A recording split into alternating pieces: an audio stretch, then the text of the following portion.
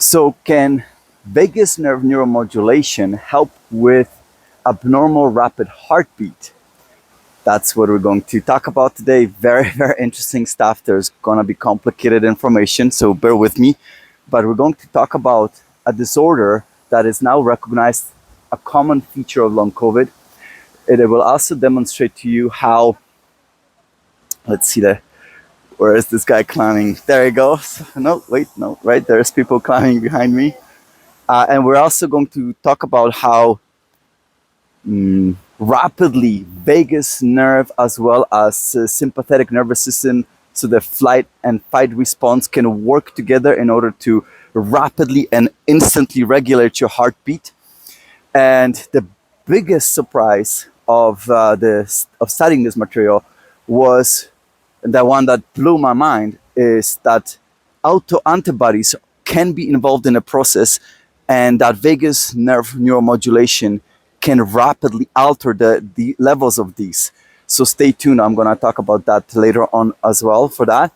And basically, when we talk about autoantibodies, we're talking about antibodies that attack you. So then instead of protecting you, they are actually attack you. So we're talking about this autonomia type of disorder. So a disorder which affects your autonomous nervous system. So the part of the nervous system that is responsible for regulating all of the different functions of your body that you don't have to think about. And check out my past video on a background on this topic. And also, might as well mention why we're talking about the disorder itself is called postural orthostatic tachycardia syndrome, POTS. I'm just going to refer to as postural tachycardia. And basically what it means is that when you get up from a sitting or lying position, your heart beats too much. So we're going to explore why it happens. And basically the conclusion is that the vagus nerve neuromodulation can help with it. And on that topic, just going to let you know, obviously this video is sponsored by a company that produces certified vagus nerve neuromodulation devices. And if this is something that interests you because of your symptoms might be similar to what I'll be talking about in this video, then please check out the link in the description where you can purchase the device at a discount so you can save some money. All right, so my name is Dr. Mikola Rashik of Neurogenomics. Let's get started. So this postural orthostatic tachycardia syndrome, let's break it down. Postural basically means we're discussing posture. Orthostatic, I think it means upright posture. Then tachycardia means rapid heartbeat. Tachys in Greek means rapid, and cardia in Greek means heart. So that's basically where that comes from. And then another one is, of course, syndrome is a collection of different symptoms. So as I mentioned, it results when you get up from lying or sitting position, and basically what happens is your heart beats too much. Now your heart has to adapt. It's instantaneously, both your vagus nerve and your sympathetic nervous system, so the flight and fight response, they instantly kick in together at the same time, and they work in unison in order to correct your heartbeat, in order so that you don't have any issues. But in some people they have issues, and as a consequence the heartbeat has to work a lot more, and therefore you feel it. Otherwise, normally you wouldn't even know that this is happening. All right, so let's break that down a bit. Let's see, can I show you the endeavors of that individual right there? Very, very cool climbing skills. That's a tough place to climb, that's for sure, as you can see. Anyway, so why does it happen? It happens every time you actually change position, because when you change position from lying or sitting down and you get up, basically what happens, your blood starts pulling in your lower extremities.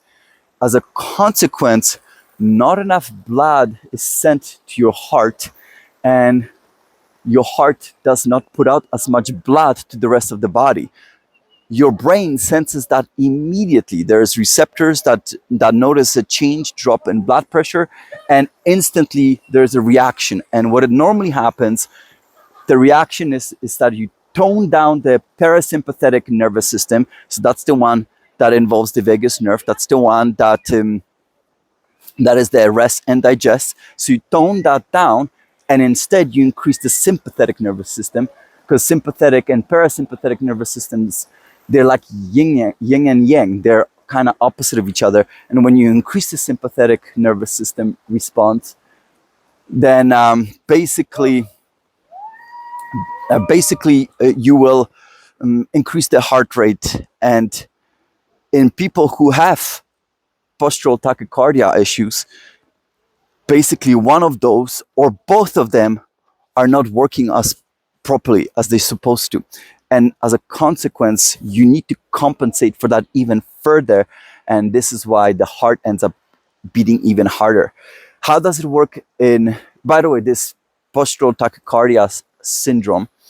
It's interesting that it affects predominantly women, and it's often misdiagnosed as anxiety disorder or like panic attacks. So it's subtle, potentially, in terms of being properly medically diagnosed, but it can be quite debilitating. Even though it's not life-threatening, it can really make those people's lives quite affected, depending on the severity of what's going on.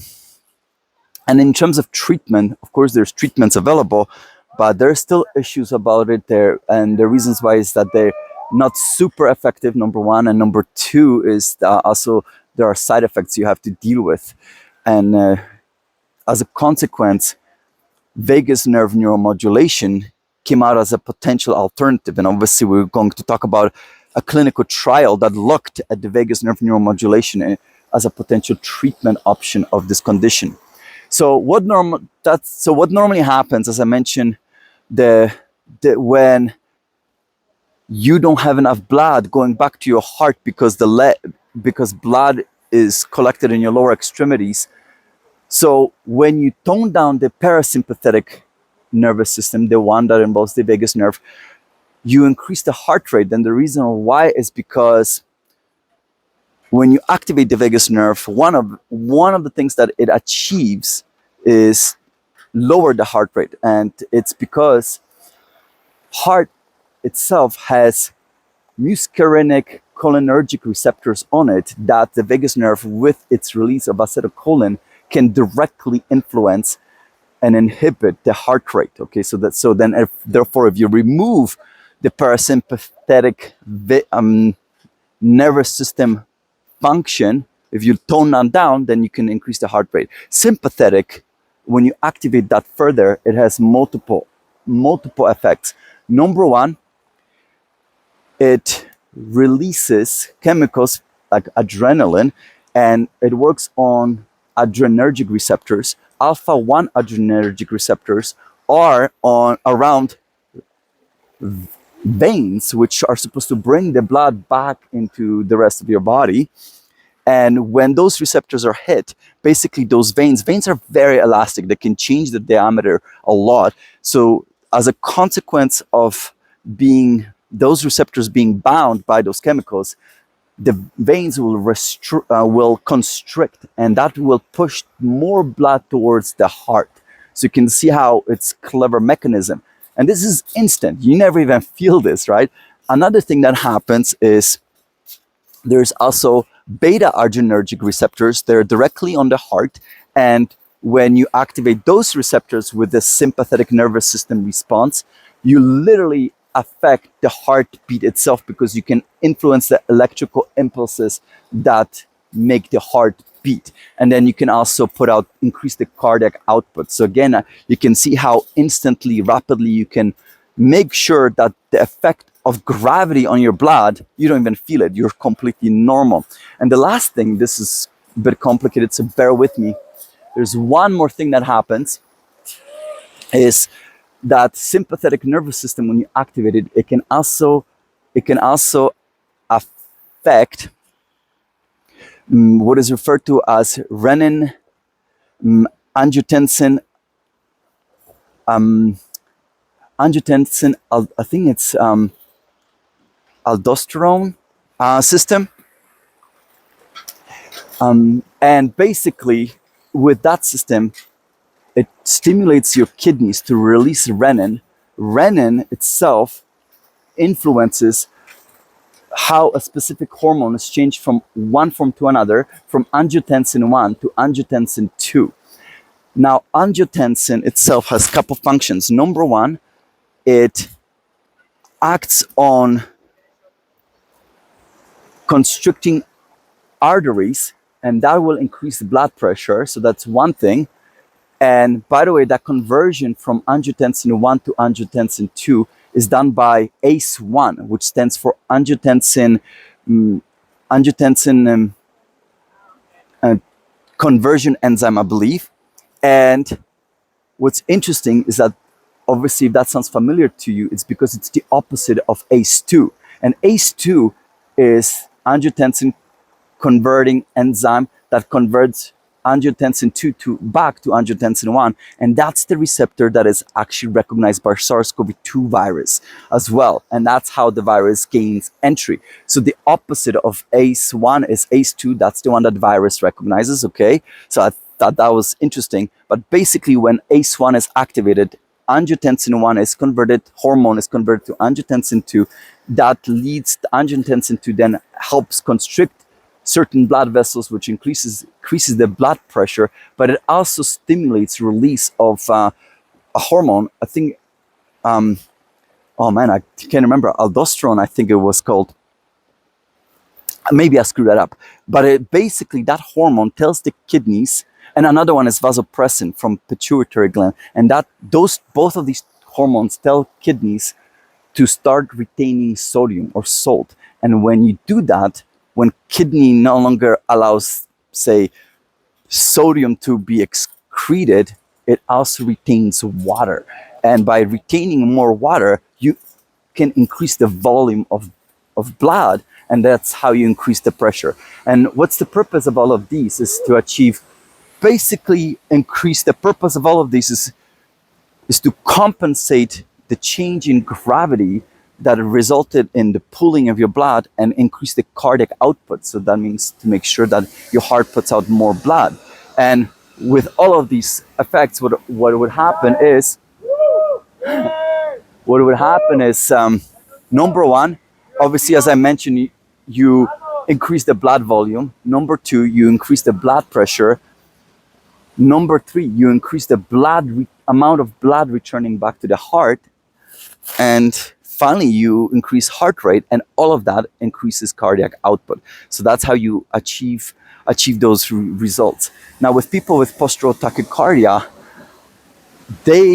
because the nervous system effects are attenuated to some degree, you need to do something extra, and this is why they end up with greater heartbeat that you would normally expect. Because, as I mentioned, if this happens to you, you're not even aware of it normally. All right, so basically, that's what happens. So then, what's also interesting is the type of symptoms that people with this condition have. And the reason why it's interesting is because a lot of the symptoms basically mimic long COVID symptoms. So, for example, you can be dizzy. Of course, increased heart rate is one of them. Palpitations is another one. Those are obvious, but you can also be dizzy. You have increased fatigue.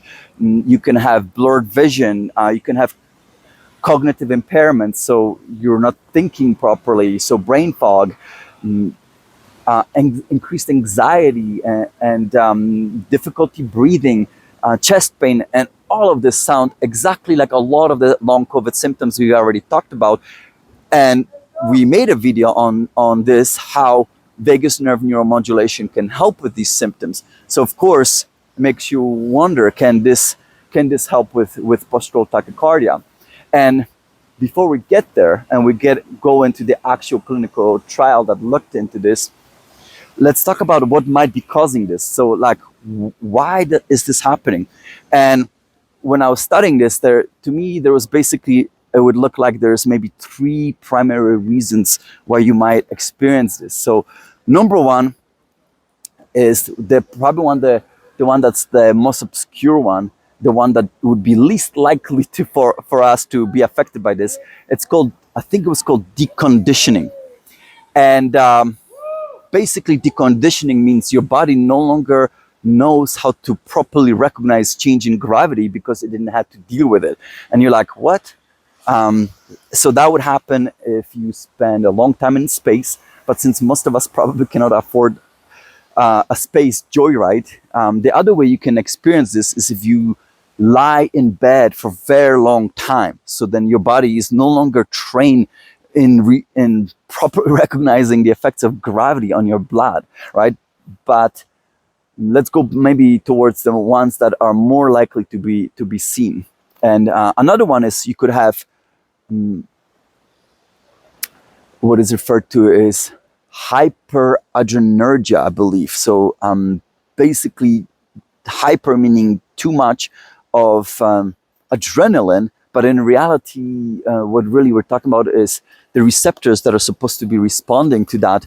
They are basically activated a lot more than what would be normally expected. So you can really just produce increased heart rate that way, as I was mentioning before. When you activate the sympathetic nervous system, the final goal is, of course, to increase the heart rate. So if you have too much of that system being activated because there's, for example, the receptors are too sensitive or there's too much adrenaline floating around, then you can have that. But the last one, I think, is the one that probably would be most commonly common reason why people experience this, and that's basically inadequate blood volume is being returned back to the heart. So why would that happen? There's few different reasons why you might experience this. Number one is you could have a nerve damage. So if the nerves are damaged, what could really happen is basically the sympathetic nervous system doesn't have the opportunity to respond properly as it's supposed to. So that's that, and as a consequence, if you can't really activate sympathetic nervous system to the degree that you're supposed to, then you're not going to have that experience of proper constriction of the blood vessels, and as a consequence, you don't have the return of the blood to the heart in proper amount. So that's one way how this can happen. Another one that I found was really interesting is a condition that is referred to as mast cell self-activation syndrome or disorder. So I've been hearing a lot about this here and there because, again, long COVID resembles a lot chronic fatigue syndrome as well, and that you hear about this disorder as a potential cause. So I don't know much about mast cells, but when I think of mast cells, I think of like tissue repair cells. So cells that are making sure, obviously, they help repair damaged tissue in your body. As a consequence, these cells have the capacity to make sure that blood is properly brought into the place of the damage that needs to be fixed, so that appropriate body resources can be brought back to the site of the damage. And therefore, if you need the blood, mast cells can dilate blood vessels. So that means if you have activation of them too much, then you're not bringing potentially enough blood back to the heart. And also, why? Because mast cells release special compounds that can dilate blood vessels. That's one of the reasons why you might have heard how cancers can take advantage of mast cells to their benefit in order to basically increase their survival and increase the cancer size. And those people who have the mast cell activation syndrome indeed are at greater predisposition of experiencing cancer as well for these very reasons. So that makes sense. You can also have a genetic disorder where your tissue is much more elastic than it's supposed to be. And that can also result in your blood vessels not properly constricting. Oh, and with mast cells also, when they release those chemicals too much, they can lead to too much inflammation and inflammation can damage nerve cells as well. So that's another option. But the one that really captivated me the most, and it turns out that it might very well be one of the primary reasons why postural tachycardia is observed, is autoimmune disorders. And I want to talk about that a little bit more right now as well. And by the way, that waterfall behind me, I've never seen it not frozen in wintertime. So this is crazy. It's quite warm here. And same here, that riverbed right behind me, all of that would have been frozen normally. This is crazy. So yeah, normally that waterfall is completely frozen and you can climb it. So, well, a little different this year. Anyway, the autoimmune disorders. So you can have many different autoimmune effects that can lead to postural tachycardia. And now emerging science suggests that that could be one of the main reasons. So what can happen? You can have autoantibodies, meaning antibodies that attack something in your body specifically. And we're going to talk about this in the context of vagus nerve neuromodulation, because that's the mind-blowing part, okay? But you can have autoantibodies that target, for example, those alpha-1 adrenergic receptors. And basically, when those are targeted, then you prevent those receptors from be able to be used in order to constrict blood vessels. So you can see how that can lead to postural tachycardia. You can also target beta adrenergic receptors, right? So then you don't allow the heart rate to be properly regulated. So there's that. You can also target those ACE1 receptors, the ones that convert angiotensin 1 to angiotensin 2, which is what you also need to increase the blood pressure, right? So then if you remove that out of ability to properly work, because by attacking with antibodies, then again, that can lead to it. And the last one is those muscarinic acetylcholine receptors that the vagus nerve can activate on a heart to reduce the heart rate. And then this way, if you attack that, you can also affect how properly the heart rate is beating. So you can see there's many different ways.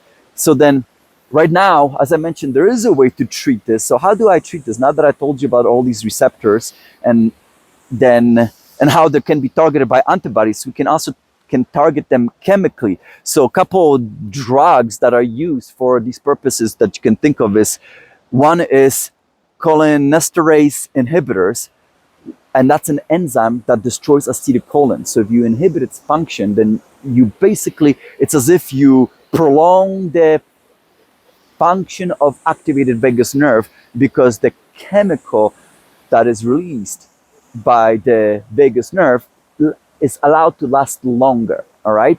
So there's that. And the other one is the beta blockers. So these are the basically inhibitors of the beta adrenergic receptors. And that, of course, if your sympathetic system is overstimulated and you want to tone it down, then that's another way to do it. But as I mentioned, there are limitations to their use, and the limitation is efficacy and, number one, side effects.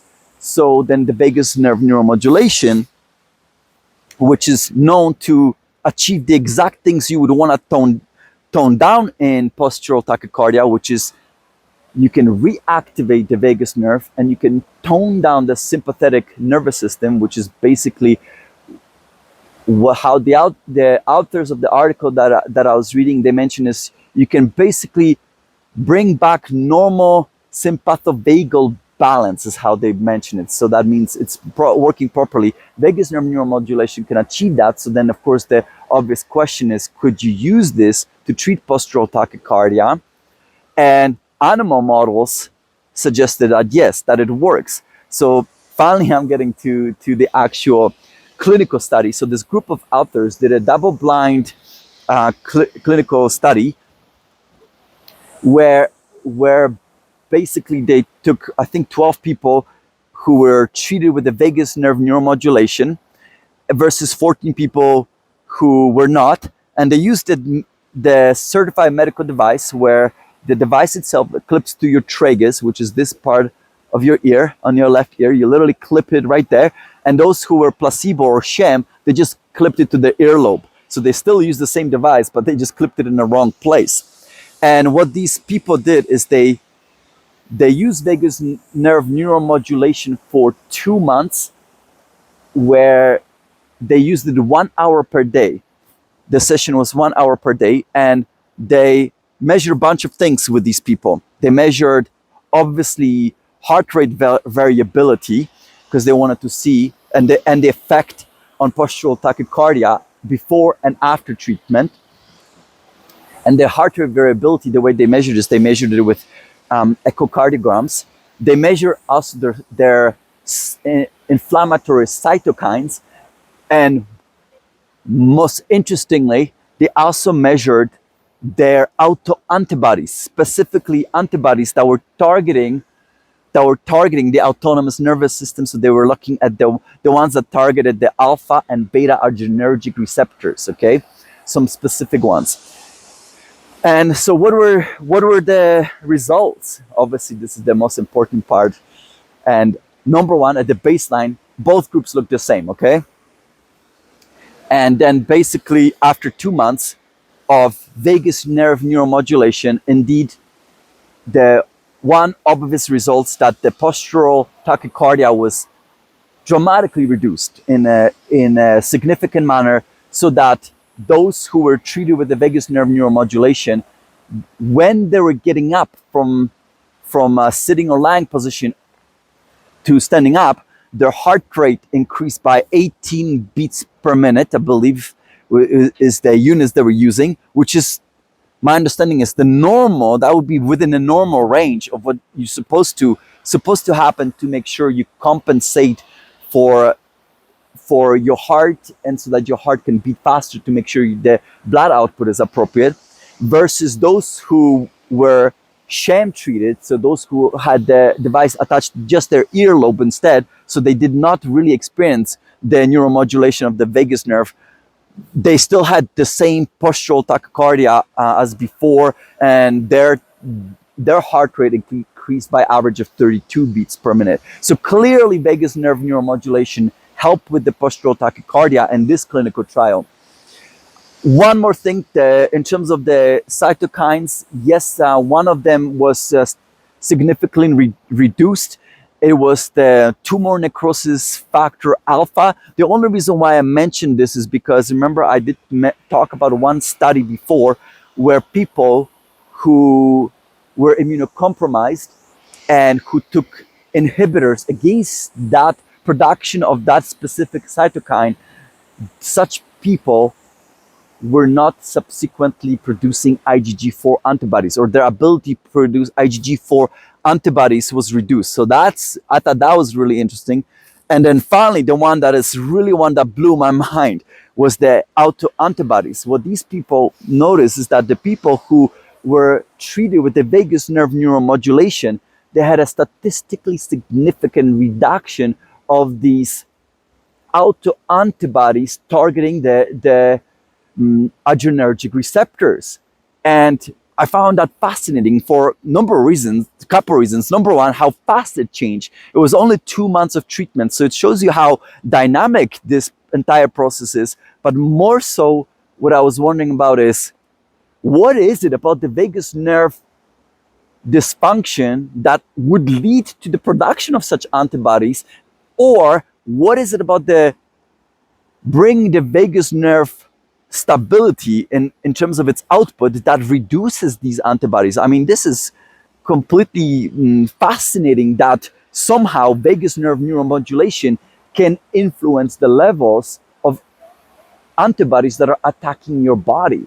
And so this is something that I'm super curious. I want to get to the bottom of this, if there is scientific evidence for us to understand this. I really, really want to dig deeper on this, because the authors believe this is the actual mechanism why vagus nerve neuromodulation actually decreased the postural tachycardia in those individuals, that this was primarily responsible why these individuals were seeing such significant benefits in this trial. One more thing that I can let you know is that the authors also concluded that First of all, there's also no side effects, which is great. So this echoes from what we've been hearing before, and I made a video on that as well. So check that out. And but the only limitation is that they didn't study how long this benefit lasts, and this is a typical problem with vagus nerve neuromodulation. That area is understudied. So how long does this effect last in general, or any benefits of vagus nerve neuromodulation? So that is yet something that we need to figure out more down the road, which I really hope there'll be more of these really fascinating clinical trials.